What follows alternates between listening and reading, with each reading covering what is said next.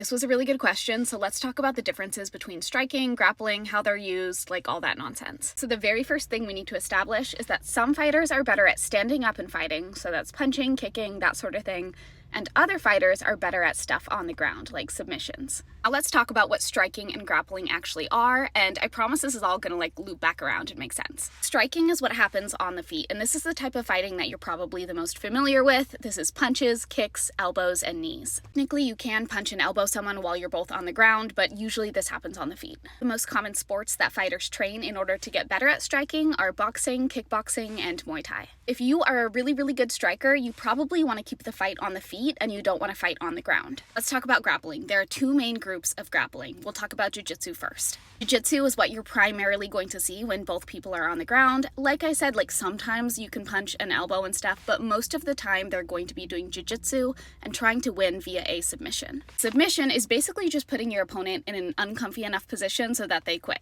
So jiu-jitsu is on the ground and they are looking for submissions. Usually fighters will train in Brazilian jiu-jitsu for this. Then there's wrestling, which is another type of grappling, and wrestling is the middle piece here. Wrestling controls where the fight is, if it's on the feet or on the ground. Wrestling is achieved through something called a takedown, which is basically trying to get your opponent to the ground. A successful takedown means I've gotten you on the ground, we're on the ground now and fighting. An unsuccessful takedown means that I tried to take you to the ground, I tried to throw you on the ground, it didn't work, we're both still standing up. So usually fighters will just train in wrestling for this, but judo is also helpful. That is striking and grappling. To put it all together, if you are a fighter who likes to fight on their feet, you are going to be striking primarily. If you're a fighter who's better at fighting on the ground, you are primarily going to be doing jiu-jitsu.